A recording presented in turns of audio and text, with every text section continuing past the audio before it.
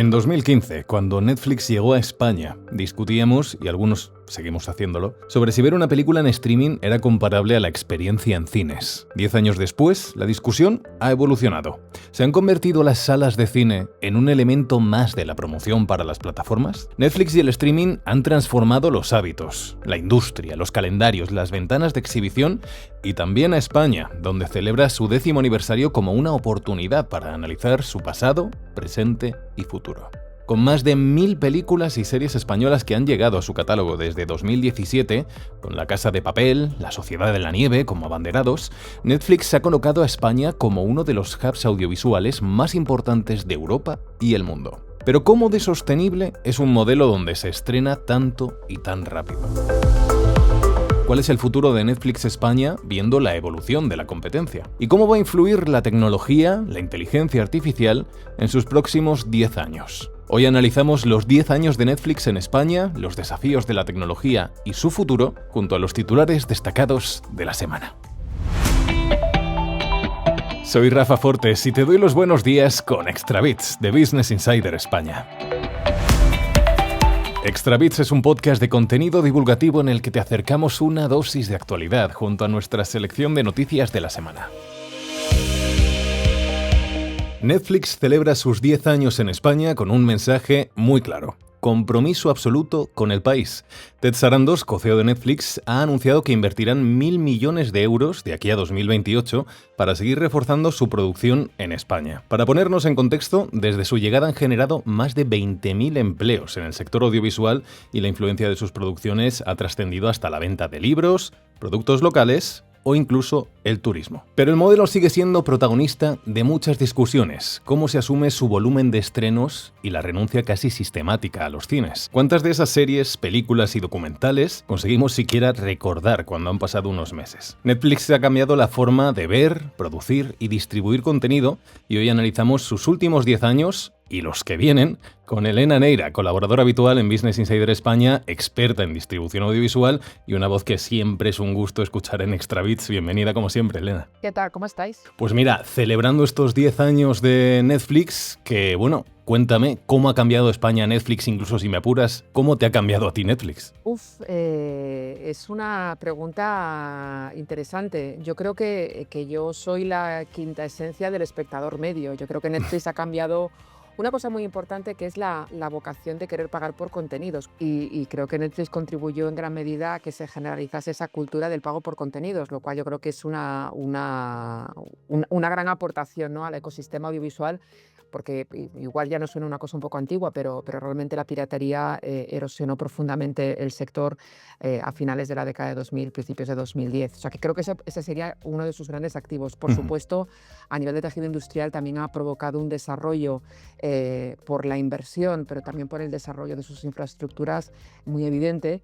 Y yo creo que ha contribuido a poner el contenido español en el mundo, que nosotros sabíamos que era muy bueno, pero ha logrado internacionalizarlo. ¿Cómo ha cambiado España Netflix? Es una buena pregunta también. Yo creo que les ha cambiado en el sentido de no ser tan probablemente anglocéntricos, ¿no? Estas compañías que al final están radicadas en Estados Unidos estaban al principio muy orientadas al catálogo principalmente norteamericano, también británico. Y yo creo que aquí se encontraron como una cantera de talento que les ha permitido apostar mucho por el contenido local, no solo porque conectase con las audiencias españolas, sino también porque es muy solvente a la hora de seducir las audiencias internacionales. O sea que yo creo que como balance para los 10 años no está nada mal. Estabas hablando precisamente de esa inversión que ha hecho Netflix en España. Ahora prometen invertir otros 1.000 millones de euros hasta 2028. ¿Qué papel dirías que tenemos en España en el ecosistema de innovación de Netflix? ¿Nos ven como país productor, como banco de pruebas? Yo creo que nos han consolidado como un territorio clave.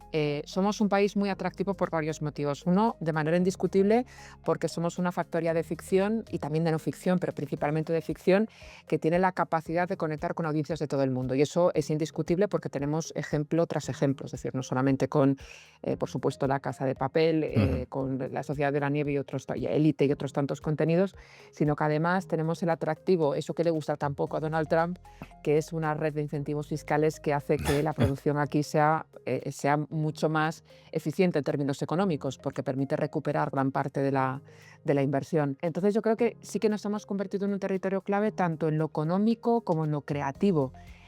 Y aparte, yo creo que ha generado como una efervescencia y una diferenciación también muy clara, porque a pesar de que otras plataformas también han producido en España, la escala a la que produce Netflix no es replicable por ninguna de las otras compañías. Entonces, fíjate que yo creo que el contenido español también se ha convertido en una seña de identidad para Netflix. Justo te iba a preguntar por esto, porque entiendo que, por lo que comentas, es evidente que hay una marca Netflix España, pero como espectadores, ¿la audiencia percibe las producciones locales de Netflix España igual que cualquier otro producto en catálogo o es simplemente Netflix y ya está? Yo creo que Netflix es una marca que tiene una sombra muy alargada, pero aún así el contenido español se ha convertido en el principal atractivo para las audiencias locales y no pasa así en todos los países. Hay varios casos, por ejemplo en Alemania, en el que las producciones alemanas curiosamente suelen funcionar mucho mejor fuera de Alemania que en Alemania. También es verdad que Alemania es un país en el que el contenido internacional, sobre todo de Estados Unidos, tiene mucho peso, ¿no? Sí. Sin embargo, aquí el contenido español, yo creo que Netflix ha contribuido a crear un fandom y un atractivo en torno a sus producciones que hace que sea un gran activo. Para los que tenemos suficiente edad como para recordar aquella época en la que las películas españolas, que si todas eran sobre la guerra civil y las series españolas eran pues o procedimentales o series muy costumbristas, muy generalistas, realmente la diversificación de la ficción, en la ficción que apuesta por nichos, por narrativas mucho más variadas, creo que se ha recibido con los brazos abiertos y sí, yo diría que de manera indiscutible el contenido español de Netflix es un gran atractivo para los que son clientes de Netflix en España. Netflix aquí ha invertido en infraestructuras, como decías antes, tienen el hub de Tres Cantos, comentaba yo que había generado empleo, entonces ¿podríamos hablar de un modelo Netflix como motor industrial en España? Sin ninguna duda. Como bien dices, el hub de Tres Cantos fue una apuesta muy ambiciosa, pero que a ellos les permitía efectivamente pues, territorializar la producción en España, el poder implantar un montón de innovaciones tecnológicas, como por ejemplo los platos virtuales, y también capacitar a los profesionales. Una cosa en la que Netflix ha insistido mucho es que necesitan muchos más profesionales especializados en nuevas técnicas de postproducción virtual, efectos visuales, procesos de inteligencia artificial que necesitan para poder desarrollar sus producciones, para que las producciones se realicen con cierta agilidad y que realmente es un sector en el que tal vez, a diferencia de otros territorios, no seamos tan competitivos. Así que sí, yo creo que ha establecido un modelo de producción muy interesante, no lo ha extrapolado a otros territorios, aunque sí que es verdad que la ambición de Netflix en Europa es muy evidente. Te diría que tal vez el correlato de España como territorio clave probablemente sea Corea del Sur. En Corea del Sur también está llevando una apuesta a cabo una apuesta muy ambiciosa, porque también el contenido coreano ha demostrado ser, ¿no?, una poderosa herramienta de retención de clientes. Pero qué gusto, ¿no?, ver un país como España, que no éramos el ejemplo de nada, a pesar de que teníamos muy buenos creadores, pues convertido en un referente mundial. Pues mira, precisamente, tú que hablas con mucha gente del sector, ¿cómo se percibe trabajar en Netflix? ¿Qué dice la gente de cómo es trabajar allí? A ver, yo creo que con el trabajo con Netflix hay como una relación con dos caras, ¿vale? Y en esto hay que ser muy claro. Es decir, Netflix es una multinacional, por tanto tiene una serie de procesos muy establecidos. Y todo el mundo que colabora con Netflix está encantado porque, lo decían, por ejemplo, en el dossier de prensa que han circulado con motivo de su 10º aniversario, todos los productores que han trabajado con Netflix coincidían en que Netflix no solamente les ha dado los recursos, sino que también a nivel mental les ha permitido pensar a lo grande. Les ha permitido darse cuenta de que las producciones podían ser un poquito más ambiciosas, con lo cual eso yo creo que es un motivo también de celebración. Pero también es verdad que, de alguna manera, Netflix también ha absorbido tanto el tejido de producción de nuestro país que la gente se queja, entre comillas, de que hay una gran saturación de trabajo, es decir, que hay mucho trabajo. Son proyectos que indefectiblemente van a repercutir en Netflix y que a muchas productoras tal vez les obligue pues, a mejor aparcar otros proyectos más personales o proyectos de pasión porque tienen que crear para Netflix, ¿no? Sí. Y al final, cuando un productor trabaja con Netflix, esa producción solamente se va a ver en Netflix, ¿no? Entonces, bueno, yo creo que hay ese sentimiento encontrado de qué bien que haya estimulado el tejido, pero también es como una pareja que te exige mucho cariño, ¿no? Decía al principio que cuando llegó Netflix a España en 2015, la discusión, y yo me acuerdo, era si ver una película en casa era comparable al cine, que bueno, también la seguimos teniendo a día de hoy. Pero ahora vemos cómo las películas apenas pasan por las salas, las de Netflix, o bueno, como parece que va a pasar con Frankenstein de Del Toro. ¿Qué papel juega el cine ahora para las plataformas? ¿Les va a pasar como a los vinilos para la música? Pues fíjate que hace unos años te habría dicho que para todas las salas de cine era una cosa bastante ajena, una cosa que únicamente estaba orientada a que sus películas fuesen elegibles para los premios de la industria, porque Ujú. para ser elegible a un premio necesitas estrenar las películas en salas. Sí. Lo que ocurre es que a medida que se ha ido desarrollando esta posguerra del streaming han cambiado un poco su perspectiva. Esta misma semana el CFO de Amazon MGM, que es el estudio, sabéis que Amazon compró Metro Golden Mayer Ujú. y ahora tiene pues esa división de estudios con unos planes muy ambiciosos, pues el Chief Financial Officer decía que ellos tienen la vocación de invertir una gran cantidad de dinero en un montón de títulos, la mitad de los cuales se van a estrenar en salas de cine de manera convencional. Ah, Esto hace unos años, Amazon era uno de los grandes defensores de que las películas fuesen directamente a sí, plataformas y ahora sí. ha cambiado. Disney ha hecho un poco lo mismo. Disney, pues fíjate, Lilo y Stitch, una película que se iba a estrenar en Disney Plus y sin embargo decidieron estrenarlas en sala de cines y, Y por vaya sorpresa, éxito. resulta que la película se casca 600 millones en 10 días. Apple también hizo como este ejercicio de dedicar como 6.000 millones a producción cinematográfica de películas que luego estrenaba convencionalmente, como Los asesinos de la luna de Scorsese, El Napoleón de Ridley Scott y otras varias películas, y su retorno fue tan justito que de repente ahora se han planteado que no, que de repente deciden que a lo mejor no hay que estrenarlo todo en salas de cine. Mm.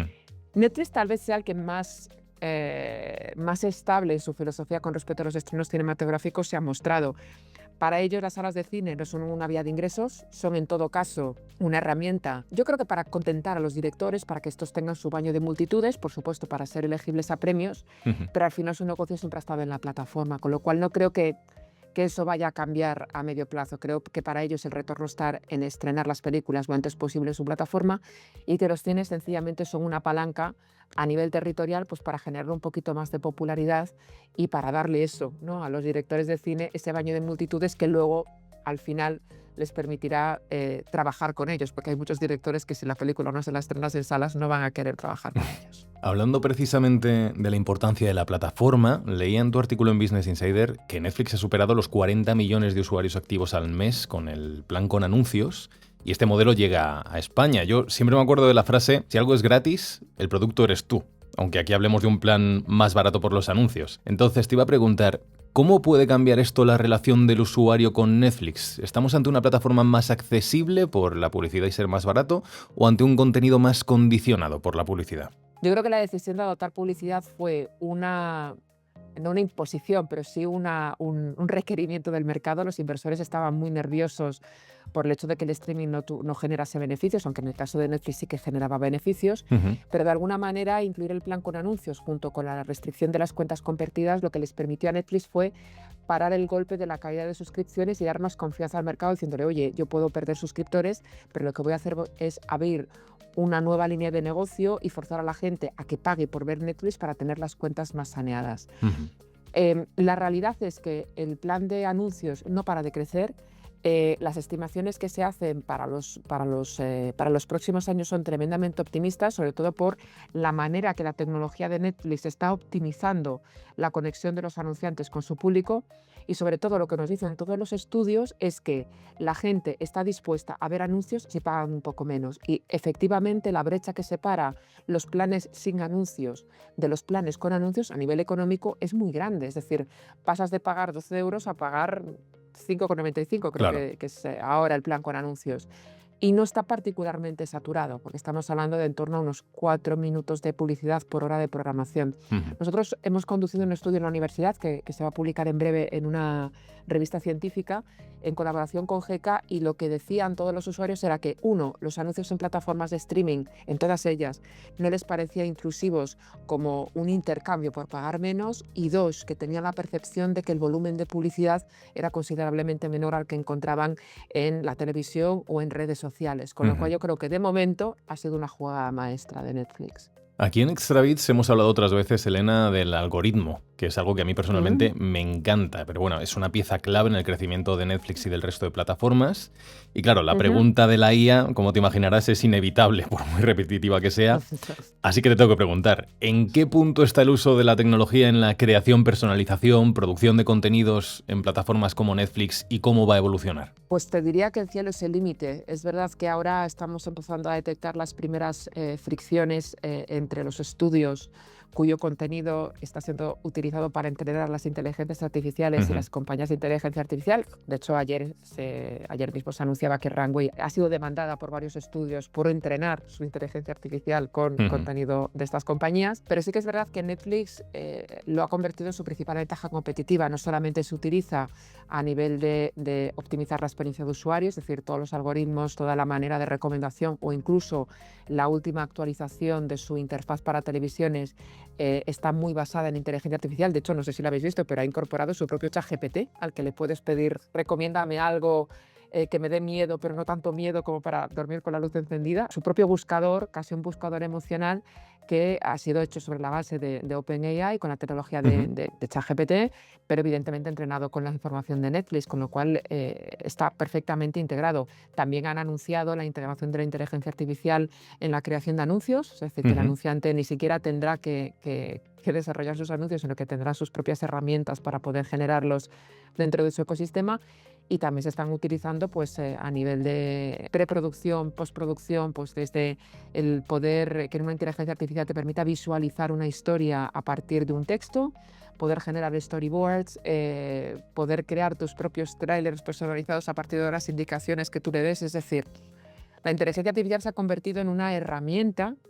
ujú. Queremos todos pensar que es una herramienta, no un sustituto, pero una herramienta para mejorar la eficiencia de los procesos. Y lo cierto es que Netflix está tan orientado hacia la tecnología, es tan tech-friendly, que yo creo que es el punto al que tenemos que mirar para ver precisamente cuáles son las posibilidades que la inteligencia artificial puede poner sobre la mesa, ¿no? A la hora de optimizar catálogo, producciones, experiencia de usuario, subtítulos, doblaje, es decir, Ujú. la selección es muy amplia. Me había dejado antes una pregunta sobre el catálogo, que te la voy a preguntar ahora, que es que Netflix lleva Ujú. años recortando una parte de su catálogo y, bueno, ajustando sus apuestas hacia el contenido propio, que hemos hablado además también en otros episodios de esto. ¿Crees que el foco se está desplazando del volumen hacia la rentabilidad o queda espacio en las plataformas para el contenido más autoral o minoritario, que lo comentabas también antes? A ver, yo creo que en Netflix es tan diverso que no se puede hablar de una línea muy consolidada de contenido autoral. Creo que tiene contenido autoral, creo que hace apuestas arriesgadas de vez en cuando. Tenemos el caso de Adolescence este año, el año Ujú, pasado con Mi Reno de Peluche. Siempre hay una película que está, o una serie de televisión, o un documental que está muy orientado hacia el autoral. Pero su base de clientes es tan amplia que tiene que tener un poco de todo. Quizás la especialización es mucho más apreciable en otro tipo de plataformas, como por ejemplo, clarísimamente Apple. sí, Y bueno, y parece que ahora Max todavía, pero que pronto será HBO Max de nuevo, otra vez. también va a apostar, ¿no? Sí, sí, esto es el chiste, ¿no? del año. También va a apostar un poco más por la especialización, ¿no? En el contenido de prestigio. Yo creo que Netflix ahora mismo lo que se ha convertido es una plataforma en la que hay sitio para todo. Y sí que es verdad que precisamente en la posguerra del streaming, Disney y Warner, propietaria de Max, decidieron reabrir el grifo de las licencias, con lo cual ahora mismo Netflix ha vuelto de nuevo un gran comprador de contenido de terceros. Ujú. Es verdad que Netflix había hecho ese movimiento de vamos a producir contenido original, no vaya a ser que estos se den cuenta de que están haciendo el primo y me quiten las licencias, como luego en la práctica sucedió. Sí. Pero como ahora le están vendiendo de nuevo y ahora es posible ver contenido de HBO en Netflix, yo creo que está utilizando precisamente las licencias como una estrategia para lo que tú decías, ser más eficientes a la hora de producir, tener mucho cuidado en qué contenidos invierten y aquellos nichos que no puedan cubrir con contenido propio, pues cubrirlo con licencias de terceros y todos salen ganando, ¿no? Ujú. Esto es ahora. Dentro de un par de años, pues quién lo sabe, a lo mejor lo que tenemos es una relación de contenidos generados por inteligencia artificial al que no le haremos ningún asco. Luego es particularmente curioso porque precisamente los ejemplos que comentabas como Adolescence o Mi Reno de Peluche fueron un éxito al fin y al cabo dentro de las plataformas, pese a ser contenido más autoral. Sí, es que yo creo que hay un elemento que la gente descuida o que a mí me parece muy fascinante, a pesar de que todo el mundo siempre tiendo a decir que Netflix es una plataforma pues un poco patillera, en el que hay contenido pues regulero, Sí. que lo hay, es verdad. Pero sí que es verdad que lo que Netflix ha demostrado que el acceso, la distribución global, también me ha permitido democratizar el acceso a contenidos a los que de manera natural la gente nos inclinaba. Es decir, yo siempre pongo el mismo ejemplo, pero que creo que es clamoroso. Mi madre, que ya está jubilada, una señora gallega, que ha tenido su carrera profesional, una persona con estudios, con formación, mi madre vio el juego del calamar con muchísimo interés, en que se quedó absolutamente fascinada y probablemente fuese el primer contenido coreano que ha visto mi madre en su vida. No porque no tuviese ninguna inquietud cultural, sino sencillamente pues nunca en su órbita, ni en el cine que ya tenía cerca de su casa, ni por supuesto en la televisión, el contenido coreano estaba al alcance de ese tipo de público. Con lo cual, yo creo que estos ejemplos son básicos también para eliminar la barrera que tiene muchas veces la gente, por ejemplo, para ir a ver al cine una película autoral. Es decir, si a ti de repente te dicen pues, que esto es una historia sobre un plano secuencia, un drama y tal, la predisposición de salir de tu casa para ver una cosa desconocida, los estudios lo que nos dicen es que desincentiva mucho a la gente, ¿no? La gente se amilana, ¿no? Cuando tiene que aventurarse, hacer un salto de fe y ver una cosa de la que no sabe nada. Sin embargo, en Netflix, en tu casa, en el sofá, sabiendo que tú puedes en cualquier momento parar y dejar lo que estás viendo, pues genera mucha más predisposición a la aventura. O sea que de nuevo, bravo por Netflix. Para terminar, Elena, en estos 10 años, ¿cuál dirías tú que ha sido el mayor acierto y el mayor error de Netflix en España? ¿Y qué tiene que pasar para asegurar otros 10 años más? Bueno, ¿y cómo crees que podría cambiarnos Netflix si seguimos así? No creo que haya habido un error que digas tú, es que de esta no se recupera.